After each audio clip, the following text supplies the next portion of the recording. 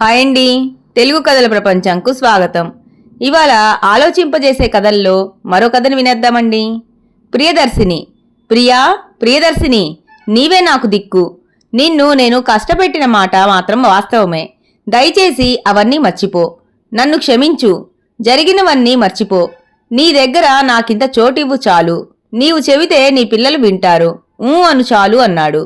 దీనాతి దీనంగా అమ్మని తాయిలం పెట్టమని అడిగే పిల్లవాడిలాగా, అడుక్కు తినే బిచ్చగాడిలాగా తనని బ్రతిమాలుతున్నాడీ మనిషి ఈరోజు. ఇదే మనిషి 20 ఏళ్ల క్రితం తనని చూస్తూ, నీకీ పేరు నీ అమ్మా అబ్బా ఎలా పెట్టారే?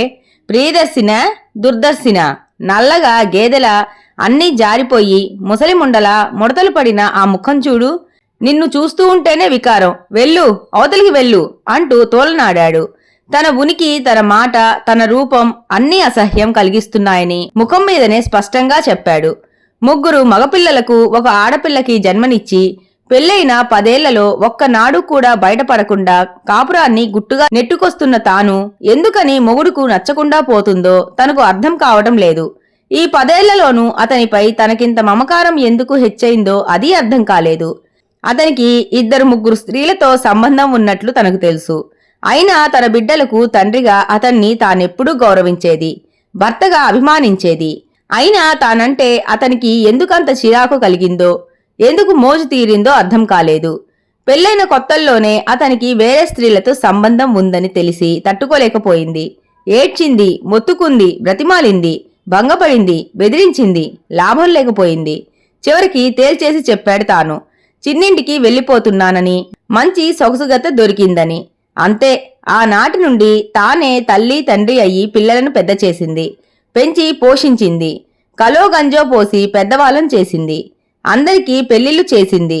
తలొక పని చేసుకుని చక్కగా ఇంటిని నెట్టుకొస్తున్నారు.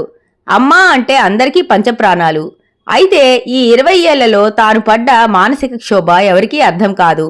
తానుగా కాక కేవలం అమ్మలా బ్రతికింది. అతను తనను వదిలి వెళ్లిన నాటి నుండి తన శారీరక వాంఛలన్నిటినీ కలిపి గట్టిగా మూటకట్టి అటక మీద పడేసింది.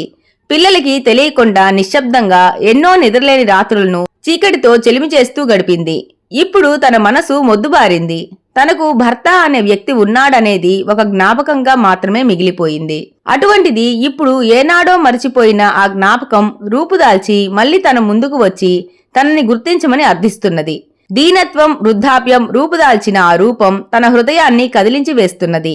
బహుశా ఆ చిన్నింటిది ఈయన్ను తరిమేసిందేమో. ఈ ముసలి వయసులో ఓపిక ఉడిగిపోయిన ఈయన్నెవరు దగ్గరకు తీస్తారు? తానేం చెయ్యాలి? అతన్ని స్వీకరించాలా వద్దా? కొడుకుల్లో భిన్నాభిప్రాయాలు వ్యక్తమవుతున్నాయి. ఎంత చేసినా మనకి జన్మనిచ్చినోడు, కన్నతండ్రి మనతోనే పడుంటాడు. అమ్మకు ఈ వయసులో తోడు దొరికినట్లే కదా అని పెద్ద కొడుకు. మనల్ని పెంచాడా, పోషించాడా, ఎత్తుకొని తిరిగాడా? ఆనాడు చిన్నపిల్లల్ని గాలికి వదిలేసి వెళ్లి ఈనాడు సిగ్గు లేకుండా ఏ ముఖం పెట్టుకుని వచ్చాడిక్కడికి? అతన్ని దరిచేరనీయవలసిన అవసరం లేదు అంటాడు రెండోవాడు. మనతో ఉంచుకోవద్దు, ఎక్కడైనా ఉంచి డబ్బిద్దాం, నెలకి ఇంత అని అన్నాడు మూడోవాడు. ఇంతకీ ఎవరూ తన్నడగలేదు ఏం చేద్దామని. పిల్లల్ని కాదని తాను వెళ్లాలా? వెళ్లి మళ్లీ అతనితో జీవితం ప్రారంభించాలా? పక్షవాతంతో పనిచేయలేని అతనికి సేవలు చేస్తూ తన జీవితాన్ని చాలించాలా? లేదా పిల్లలకి నచ్చజెప్పి అతనిని తమతోనే ఉండేలాగా ఏర్పాటు చేయాలా? తనలో వచ్చిన మార్పు అవసరార్థమా, యథార్థమా? తనేం చెయ్యాలి?